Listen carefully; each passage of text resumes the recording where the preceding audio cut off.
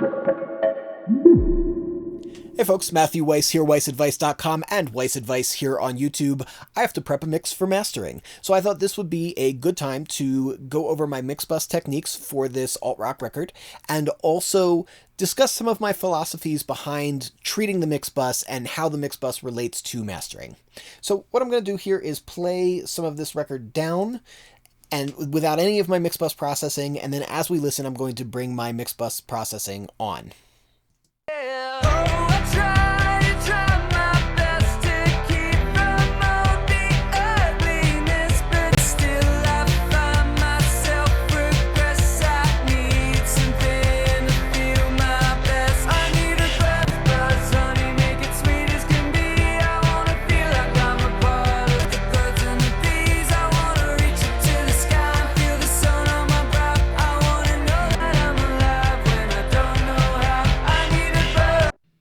So I think it's pretty obvious the difference between without my Mixbus settings and with my Mixbus settings, right?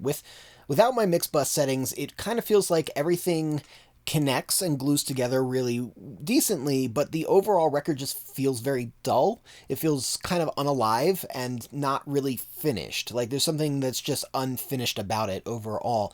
So what am I going to send to mastering? One of the themes of this week and of my channel in general is kind of to dispel some of the ideas that propagate themselves throughout the internetiness of music production advice. There's a lot of really bad ones, I think. This week I've talked about like trying to ignore separation and clarity as like the be-all end-all of mix processing, and kind of embrace the fact that glue is also an important part, connectivity is also an important part of sound, but there's a lot of them, and one of them is that you should leave off your Mixbus settings for the mastering engineer, and I just don't think that that's the case. I think that the Mixbus is part of the mix. So my Mixbus processing here, particularly with rock records, is kind of this blend between like making sure the individual elements are all relating the way they're supposed to, and then also treating the entirety of the record. It's not like, you know, people will ask, do you mix into your Mixbus settings or do you put your Mixbus settings on at the end? And the answer for me is kind of neither. I don't necessarily put all of my Mixbus settings on the Mixbus right away. Some people do with their compression, and I think that that's fine. As I start kind of figuring out how the individual elements are relating, I might then go to the Mixbus and create a setting that kind of makes it all work and finalizes it. And then I go back to the individual elements, and then I continue to mix. And then I might put something else on the Mixbus because it's all part of the mix process. And you can kind of hear how quickly the mix kind of not completely falls apart, but really loses a lot of what it is when I don't have these settings on.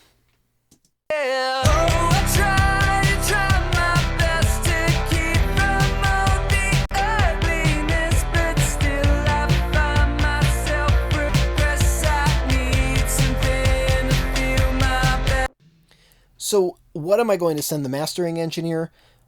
I'm going to send the mix the way that it sounds. The final limiter is off, but actually there is some limiting on this mix bus, and that is going to be included as part of the sound of the mix. And if the mastering engineer doesn't like that, too bad.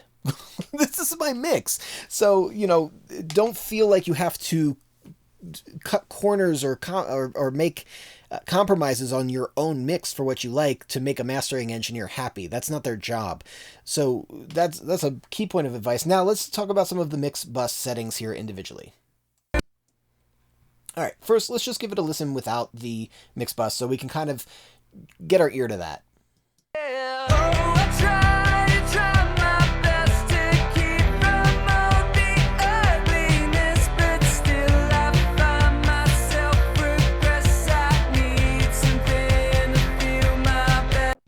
So this setting came on at about the halfway point of the mix. Basically, I felt like everything could use a subtle amount of pop. As I was listening to it, I was like, this feels like the top end, it just feels kind of thin and unexciting. So let's grab something that can help kind of fill it out and give it a little bit of sparkle and pop and polish. Why not an EQ?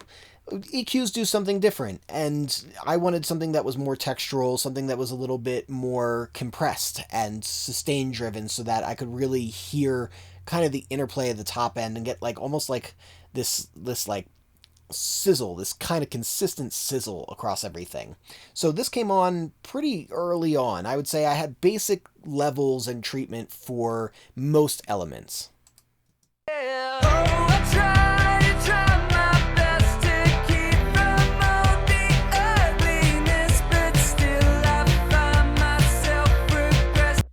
And this to me feels like something where it feels a little flat overall. The mix doesn't have the groove exactly that I want. It doesn't have the exact tone shape of what I want.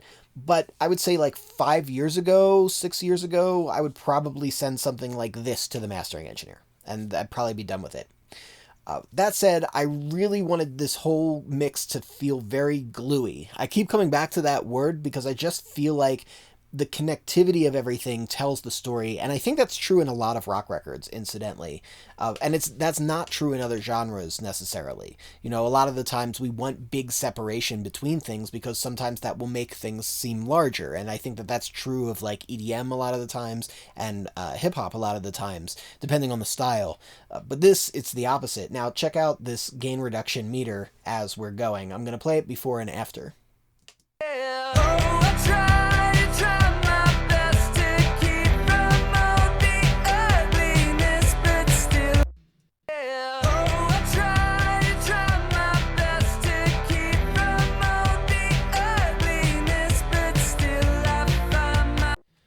So that needle is up there. Why so much gain reduction? What am I? Is this a mistake? Is it something I'm doing wrong? No, I don't think so. So this also, the settings for this also kind of came around the 50% of the mix mark. Basic levels, basic tone that I wanted. And then I've got the auto release setting here and almost the fastest attack, but the reason why I'm using a slightly faster attack than 30 milliseconds and why I'm using the auto setting are both part of the same idea. I wanted that glue. That was the main thing. And then I continued mixing into the compressor from there. I did not look at the meter. I just listened to the record.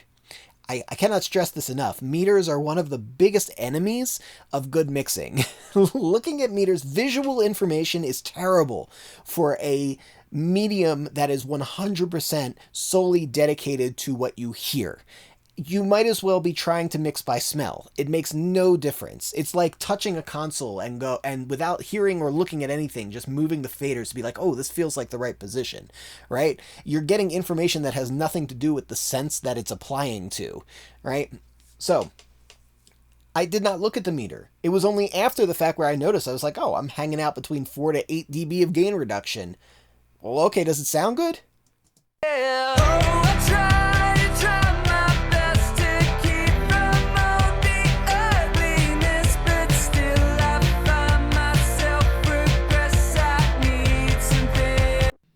yeah, I feel like I feel the pulse of the record really well. Now, the overall tone curve is definitely not correct.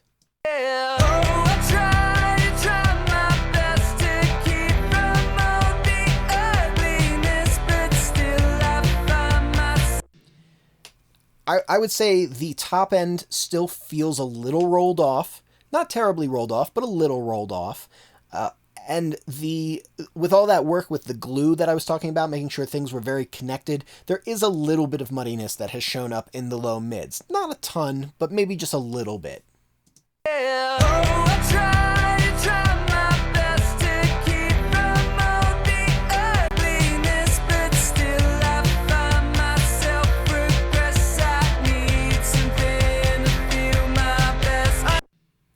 so let's go over these settings real quick.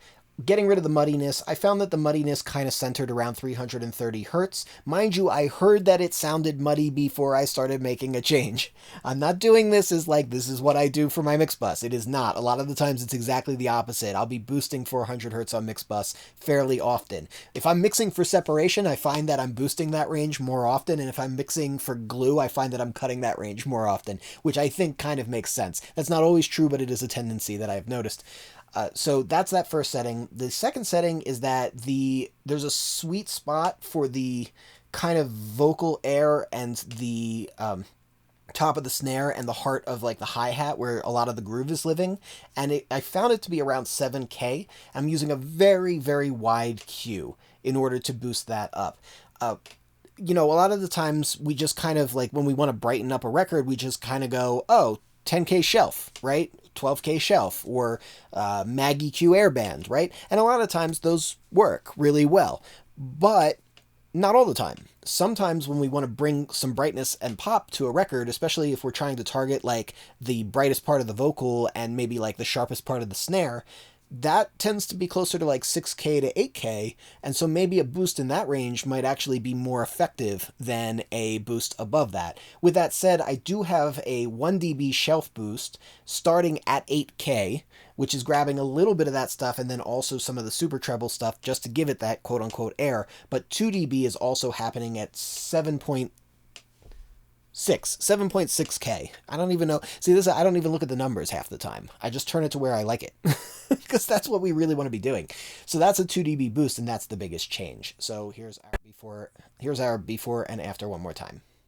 Yeah. Oh, I try my best to keep from all the ugliness, but still I find myself regress. I need something to feel my best.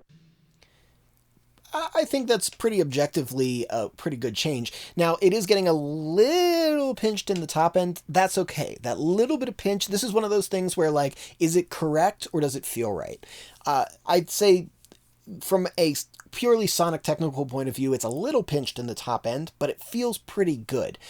Do I want to maybe control it a little bit? I think so. So right before the EQ, later on at like the 90% done the mix mark, I have this additional bit of multiband compression, and it's actually not in the super treble range. It's actually between 2 and 5. That's where there's like a lot of harshness in the vocal that's still showing up.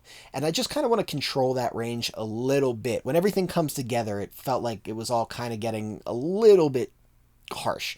So this is very mildly controlling this.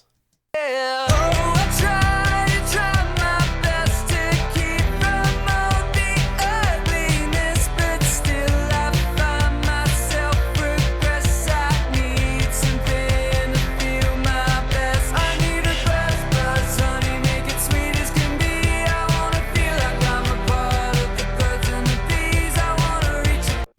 And you can hear mainly the main difference is the snare just kind of sits back into the mix a little bit. It kind of glues back in a little. If this was a hip hop record, I don't think I would do this. I think I would leave the snare kind of having that extra bit of bite to it and kind of jumping out in front. But again, I really keep going back to this. I really want glue and connectivity in this record. So sitting that snare back a little bit kind of helps that. And the last thing that I'm doing is I'm technically doing this. I did this kind of to help the loudness of the reference. So this is a little negotiable, but basically this is a limiter that allows you to go past limiting and go into distortion. And so it's kind of like clipping converters is what this is designed to sort of emulate. And so I'm doing this, and it's giving me just a little bit of saturation over the entire mix, but it's also kind of acting as like a limiter. So it makes the record get a little bit louder, but it also kind of puts a very subtle color on it as well. Yeah. Oh, I try my best to keep from all the ugliness, but still I find myself regress. I need something to feel my best. I need a buzz, honey, make it sweet as can be. I wanna feel like I'm a part of the birds and the bees. I wanna reach up to the. So ever so subtly, it's kind of bringing everything forward, and again, it's kind of giving that gluey feel. And so even though I kind of did this to help the loudness factor along, I actually just like the sound of it. And that kind of brings me to the last point. So when I talked to Josh about how he should prep the mix, we had a conversation about it. One of the things that I said to him was, at the end of the day, if you like what you send me, you'll love what I send back. That's something that I very commonly say to clients, and it's because people don't know if they're supposed to leave effects on, leave effects off, which effects they're supposed to leave on. Maybe some effects are better left off, and I think the be-all end-all of it is, if you like something, keep it on. That's true when a producer sends me stems for a mix or multi-tracks for a mix. Well, it's going to be equally true when I send a mix for a master. If I'm not sure about something, like, did I technically do this for loudness? Yes. But do I like it when it's on? Yes. So if I like what I'm doing, when I send it to the mastering engineer, I should love what I get back. And so ultimately, I am keeping this effect on as well, even though technically it is a limiter. Anyway, I hope that there's some good information in here. I think that there probably was. It's a terrible way to end a video, right? I'm a mess.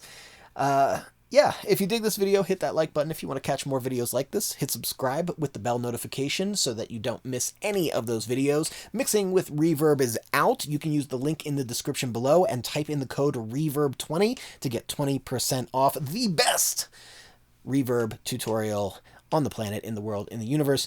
And lastly, you know what we say here at WeissAdvice. We are musicians, sound is our instrument, and I will catch you next time.